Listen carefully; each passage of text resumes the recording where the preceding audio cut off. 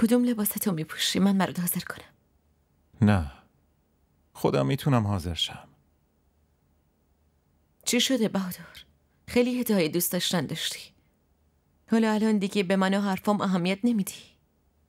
من نمیخوام که تو مدیونم بشی و روی تصمیمت تاثیر بذاره. بهتره به ندای قلبت گوش بدی. آزادی هر تصمیمی خواستی بگیری. آزادم؟ آره، خیلی بهش فکر کردم. به این نتیجه رسیدم که به زور نمیتونم تو رو توی این پیوند ازدواج نگه دارم. اگه میخوای این ازدواج اجباری رو از بین ببری و بری پیش سمیر، پس تو رو آزاد میذارم. هر کاری که بکنی من قبول دارم. پس تو میخوای بیرونم کنی؟ نه، نمیخوام این کارو بکنم.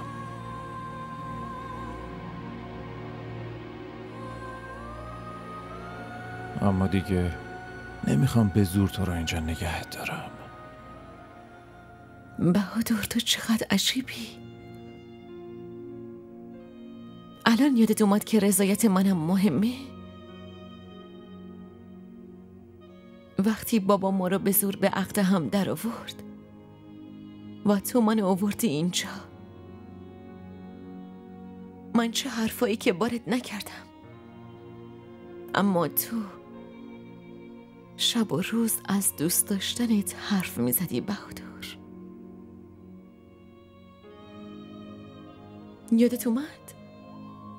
تو دوست داشتن تو به من تحمیل میکردی. اون موقع رضایت من یادت نبود نه؟ اون موقع به خاطر حس دوست داشتن ناچار بودم، ولی دیگه خوب فهمیدم آدم میتونه عاشق یکی بشه، ولی نمیتونه به زور یکی رو عاشق خودش بکنه. حسابی فکر کن. تا وقتی به تصمیم قطعی نرسیدی میتونی اینجا بمونی. نمیذارم احترام و جایگاه تغییر کنه. و اگه میخوای بری، پس با احترام بدرقت میکنم. من نمیرم.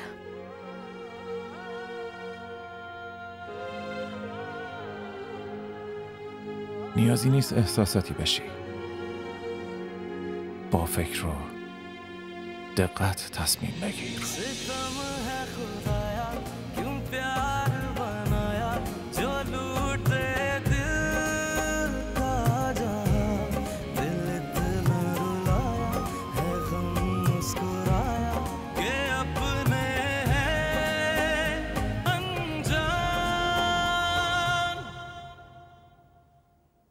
یالا پاشو بیا پایین و با ما صابونه بخور. پاشو، اتاقت هم خیلی کثیف شده. میگم اتاقت هم تمیز کنن. کجاش کثیفه؟ نیازی به تمیزی نداره.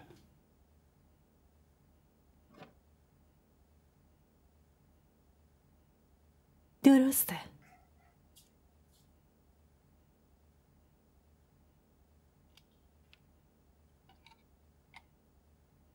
پسرم هر اتفاقی که میخواسته بیفته افتاده دیگه. گیتی با شوهرش برگشته خونه‌شون. تو دیگه هیچ کاری ازت بر نمیاد. رضای خداوند به همین بوده. آخه چرا رضای خداوند همیشه باید تو شکست من باشه؟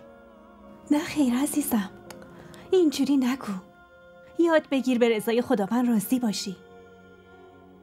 من کاملا مطمئنم که خداوند رومینا رو برای تو صلاح دیده. اون یه دختر دوست داشتنی عزیزم. مامان، من کی گفتم رومینا دختر بدیه؟ من فقط دوستش ندارم. تو میتونی یه بار ازدواج کنی، همه چی درست میشه. دوستش هم خواهی داشت. تو فقط گیتی رو فراموش کن و به رومینا فکر کن. یه خواهشی ازتون بکنم. شما لطفاً تاریخ ازدواجمون رو عقب بنداز. لطفاً.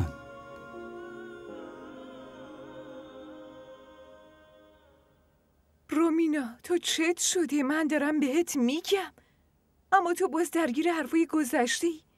رومینا تو دختر زرنگی هستی.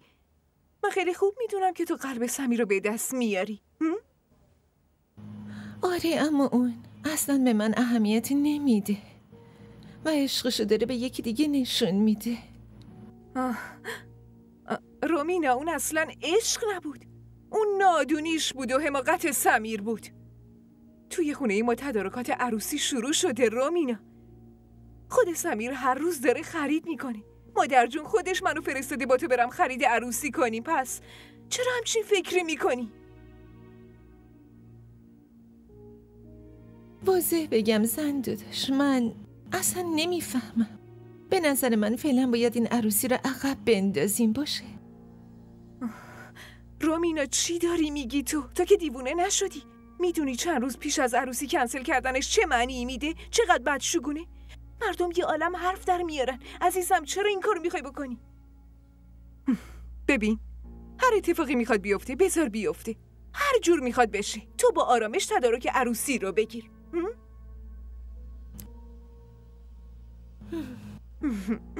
این شد حرف حساب. ببین من مشغول حرف شدم و فراموش کردم که باید بریم بوتیک.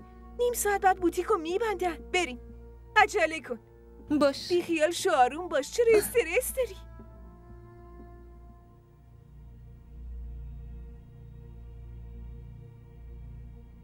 من اینا رو راحت نمیذارم. اول منو کلانتری بردن، الانم دارن تهدید میکنن از خونه بیرونم کنن. مثلا میخوای چی کار کنی؟ تو چی کار میکنی؟ بازم میخوای دزدی کنی؟ دزد حرفه‌ای هم از خانواده‌اش دزدی نمیکنه، اما تو این کارو کردی.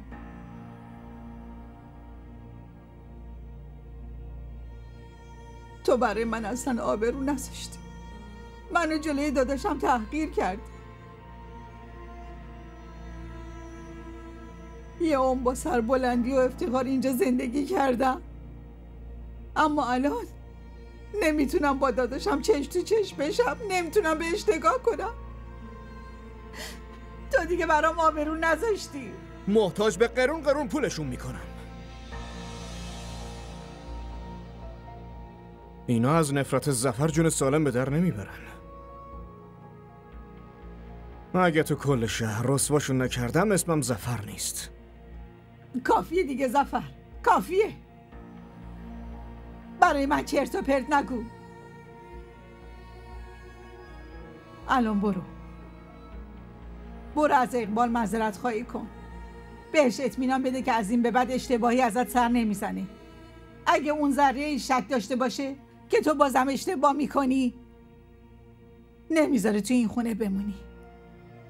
بهادرم تو شرکت جا پاشو محکم کرده. اقبال نسبت به گیتی هم دلش نرم شده. اون دیگه بهت نیاز نداره. تو باید از عقل و فکرت استفاده کنی.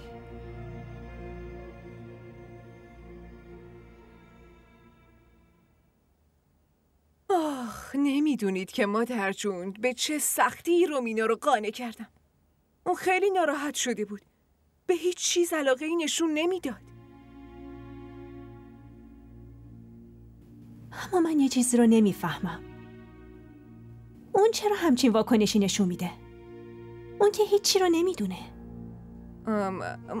مادر جون شما متوجه نشدید که سمیر چقدر با رومینا گستاخانه رفتار میکنه؟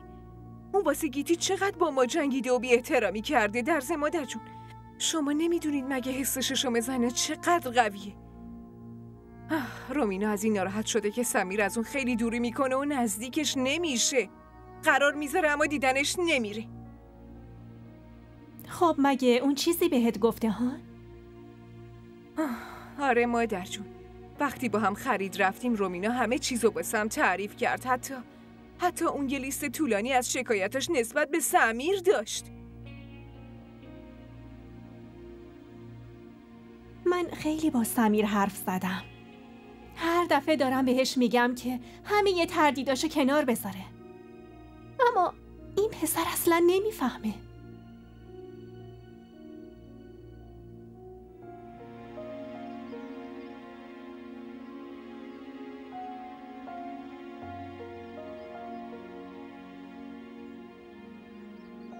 اون موقع به خاطر حس دوست داشتن ناچار بودم، اما دیگه خیلی خوب فهمیدم آدم میتونه عاشق یکی بشه، اما نمیتونه به زور یکی رو عاشق خودش بکنه.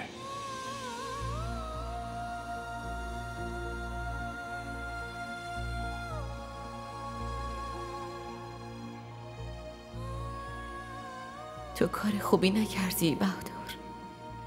منو اسیر عشقت کردی و خودت میخوای از این عشق فرار کنی یاره؟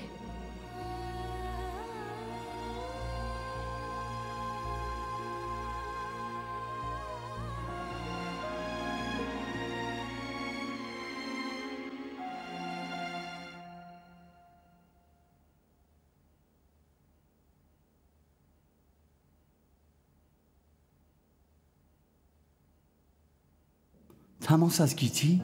گیتی با من تماس گرفته بود؟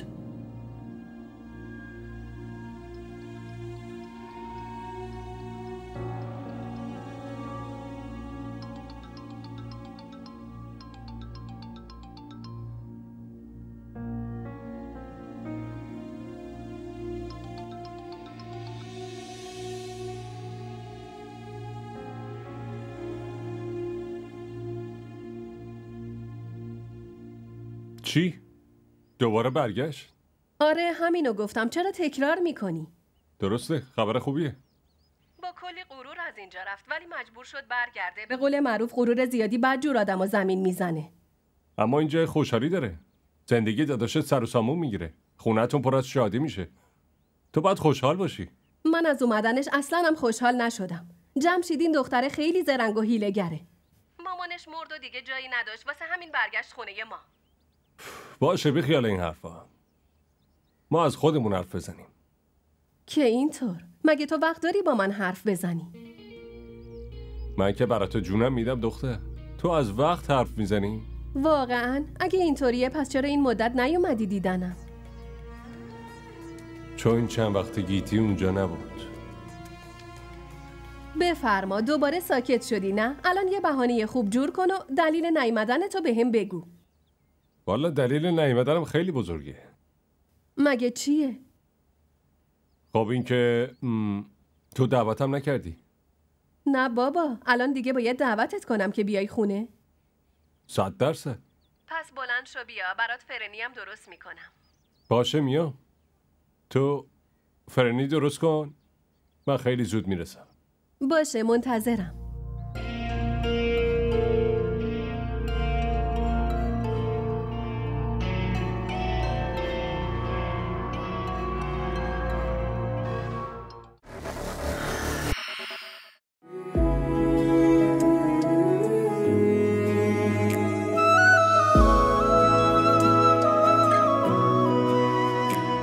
تو مشکل چیه؟ چرا همش به من نزدیک میشی؟ بشین سر جات. خب تو مشکلت چیه؟ تو هم سر جات بشین. هی چرا میره عقب آخه؟ کوئی تو ہو میرا اپنا کوئی تو سہارا ہو غم میرے ٹھہر تو جائیں کوئی کنارا ہو.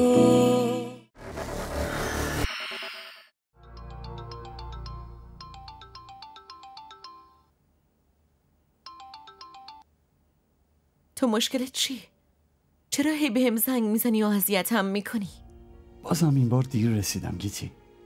وقتی من رسیدم خونه عمو نفیس بهادر تو رو از اونجا برده بود.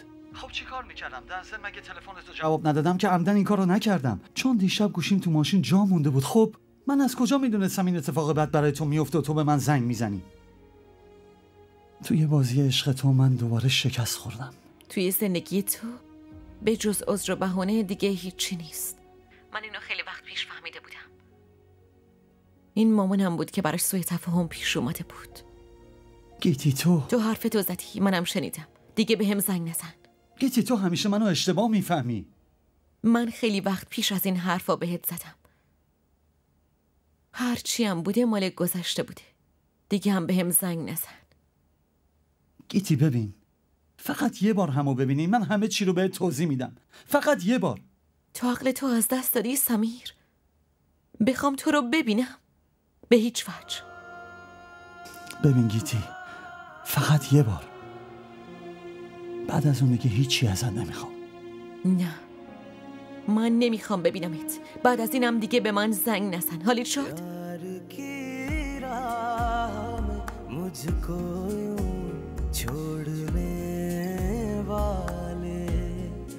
जा तुझे माफ किया जा तुझे माफ किया दिल को तोड़ने वाले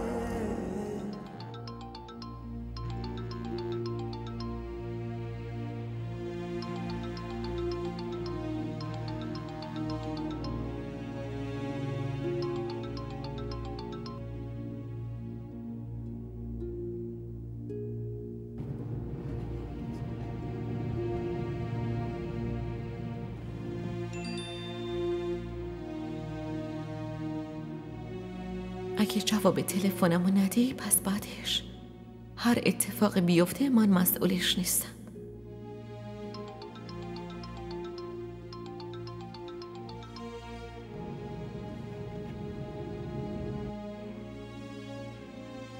ازت انتظار همچین کار زشتی رو داشتم. حالا دیگه منو تهدید میکنی؟ معذرت میخوام گیتی، اما من چاره دیگه ای نداشتم. تو جواب تلفنمو نمیدادی. لطفاً سمیر، اینقدر تلاش نکن که خودتو مظلوم نشون بدی. از قلبم خیلی وقت پیش بیرون رفتی. حالا هم که از چشمم افتادی بس دیگه. تو هر چقدر میخوای بهم بد و بیرا بگو، هر چی دلت خواست میتونی بهم بگی. اما گیتی لطفاً یه بار همدیگه رو ببینیم. من میخوام همه چی رو بهت توضیح بدم. دیگه هیچ فایده ای نداره. تو داری وقتتو هدر میدی. ببین، من دارم میام حیدرآباد. باید اونجا همدیگه رو ببینیم. بهت گفتم وقتی نمیخوام ببینمت یعنی نمیخوام. باشه، پس تو نمیخوای منو ببینی؟ نه. باشه، پس من میام اونجا دم خونتون و اونجا جلو همه با هم حرف میزنیم.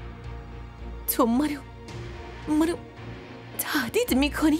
من تو رو تهدیدت نمیکنم، فقط دارم بهت میگم اگه نخوای منو ببینی من میام جلوی خونتون. پیدا کردن آدرس خونه بهادر برای من کار سختی نیست. تو به حرف من گوش بده.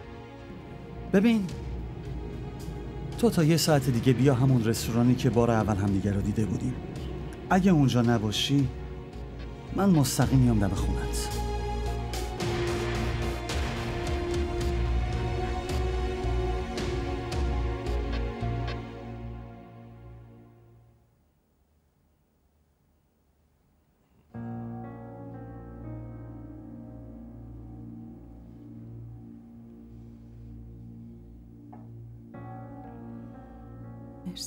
بفرمایید سر میز آبجی.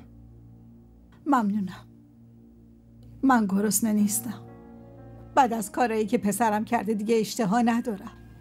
خب اومدم ازت اجازه بخوام که. چه اجازه ای آبجی؟ راستش دیگه خیلی اینجا موندم. جایی که احترام و ارزش نداشته باشم اونجا موندم واقعا حماقت محضه. با اجازهتون دیگه میخوام از اینجا برم. این چه حرفیه میزنید آبجی؟ اینجا خونه شماست و ما هممون به شما احترام میذاریم. درسته که من از ظفر عصبانیم. بعد از اون کاری که کرد خیلی ازش ناراحتم. اما این به این معنا نیست که شما حرف از ترک کردن خونه بزنید. آبجی، حق با داداش اقباله. شما هیچ جا نمیرید. این از مهربونی شما هاست که برای دلداری من اینطوری میگین. اما باور کنید دیگه موندنم اینجا غیر ممکنه. ظفرم خیلی شرمنده است. اصلا از اتاقش بیرون نمیاد. من خیلی دعواش کردم، سرزنشش کردم. گریه میکرد. فقط اینو گفت که اگه دایی ما رو ببخشه اون وقت ما از اینجا میریم. اگه اون اشتباهش رو درک کرده و از کارش شرمنده است، پس آبجی همین برای من کافیه. آبجی، اینجا خونه شماست. خونه ظفرم هست. دیگه هیچ وقت حرف از رفتن از اینجا نزنید. بفرمایید. بشینید سر میز. منم میرم ظفر رو صدا کنم. نه منور، تو الان نرو. اون از خجالت نمیخواد با کسی روبرو بشه. اول معذرت بخواد، بعد بیاد اینجا غذا بخوره. منور، به نظر من آبجی درست میگه. ما باید یه خورده به ظفر زمان بدیم.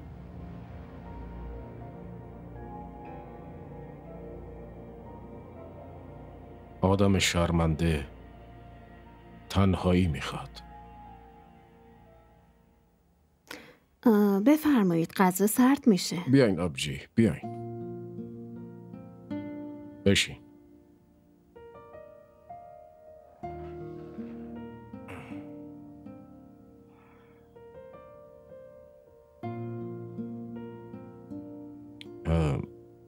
شروع کنید. اقبال، راستش در مورد گیتی و بهادر چه فکری کردی؟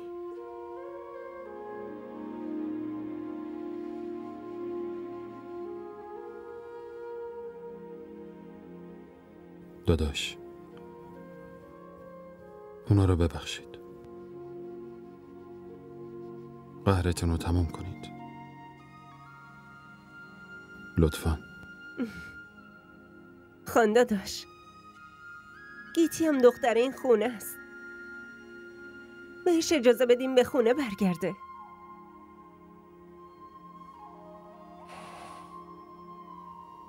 من به زمان نیاز دارم.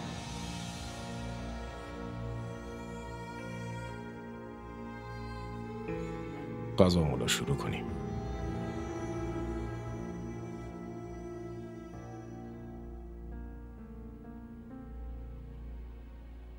تو منو توی چه درد سری انداختی سمیر. من نمیخوام تو رو ببینم.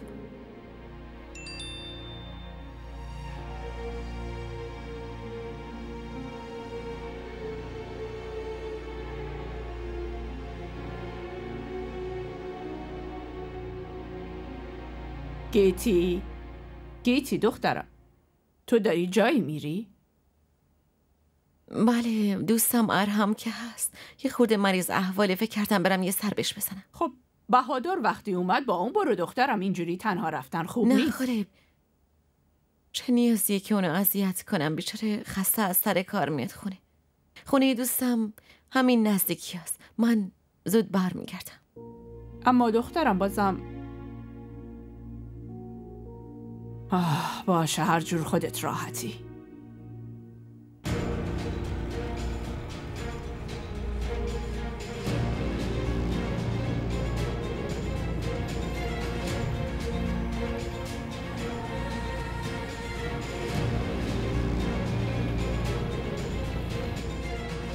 زنداداش فقط با من مشکل داره، وگرنه با بقیه خیلی خوب قرار میزنه، اونم توی تاریکی شهر.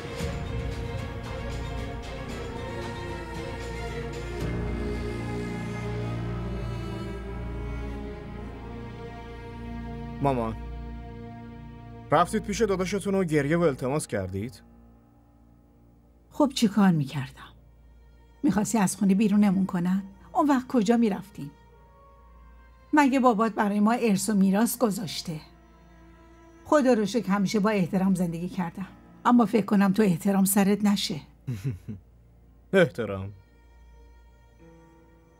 بدون ثروت، احترام هیچ ارزشی نداره. آدم محترم و فقیر کسی باهاش هم کلامم نمیشه. و ثروت با تلاش به دست میاد، نه با دزدی یا خیانت. بگذاریم. من با اقبال حرف زدم. بهش گفتم تو خیلی شرمندی و میخوای معذرت خواهی کنی. فردا صبح که رفتی صادقانه ازش معذرت خواهی کن. دیگه هیچ وقت دروغ نگو. اون تو رو میبخشه. حتی ممکنه دوباره برگردی شرکت. من از اون معذرت خواهی نمی کنم. و چی کار کنم؟ توی شرکت برم زیر دست بهادر؟ اون احمق؟ تو یه کاری میکنی از این خونه بیرونمون کنن. محض رضای خدا حرفمو گوش کن. فردا صبح برو از دایید معذرت خواهی کن. مگه چی میشه؟ فقط یه کمی دعوا و سرزنشت میکنه، بعدش از ته دل تو رو میبخشه. اون بهادر اصلا مهم نیست. ببین پسرم، به وقت نیاز مردم گدا رو به شاه تبدیل میکنن. من نمیخوام این گدا شاه بشه. اون خدمتکار بود، خدمتکارم میمونه. بخیال، اون دیگه خدمتکار نمیمونه، رئیس اینجا میشه. اقبال گیتی رو بخشیده، تا چند روز دیگه به این خونه برمیگرده. اگه ما بخوایم اینجا بمونیم باید با همه سازش کنیم.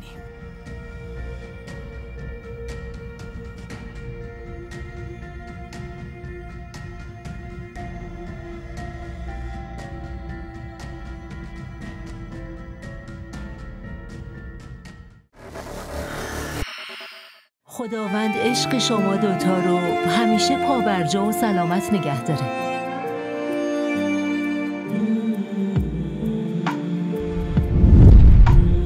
تا امروز فقط زنجلیل شنیده بودم، امروزم با چشمای خودم دیدم. که نکنه آدمای حسود عشق شما دوتا رو چشم بزنن.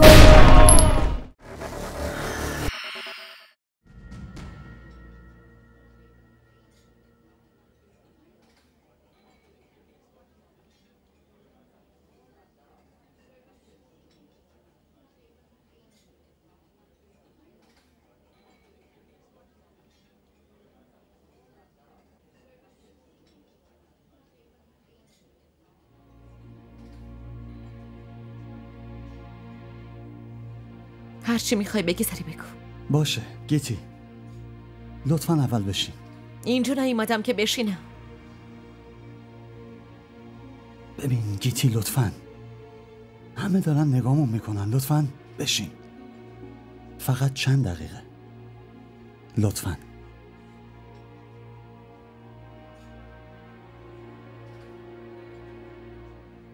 من خیلی وقت ندارم که باهات اینجا بشینم. هر چی میخوای بگی بگو. گیتی لطفاً با من اینجوری حرف نزن. من اومده بودم اونجا، اما اون لحظه تو این حرفا رو پشت تلفن به من زدی. الان چرا گفتی من بیام اینجا؟ من حرف مهمی باهات دارم. میخوام بگم که درسته الان خاله نیست، ولی ما باید اون برنامه‌ای که داشت رو حتما انجام بدیم. اون برنامه مامانم بود. من هنوز پای همون حرفم وایسادم. ببین گیتی، تو لیاقتت خیلی بیشتر از بهادره. بهادر شوهر منه. نمیتونم حرفای مزخرفتو بشنوم. و تازه لیاقت من آدم فریبکار و عوضی مثل توه. آره؟ من هیچ اشتباهی نکردم. اون زمان شرایط اونطوری بود، اما الان زمان دست ماست. اشتباه خودتو گردن بقیه ننداز. تو یه دختر از خانواده سختگیر و متعصب نبودی. تو مرد بودی. اگه میخواستی میتونستی منو مال خودت کنی و ازم دفاع کنی. اما نه، تو نه تنها عوضی و فریبکاری، بلکه ترسو، ضعیف و دهنبین مردمم هستی. گیتی تو و سمیر، میدونی امروز چی کار کردی؟ تو امروز آخرین دیوار حرمت و احترامم از بین بردی. امروز جنازه این عشق و خودت توی قبر گذاشتی سمیر. مگه چی کار کردم گیتی؟ چی کار کردم؟ تو چی کار کردی؟ تو از شرایط دختر ضعیف و بی‌پناه سوء استفاده کردی.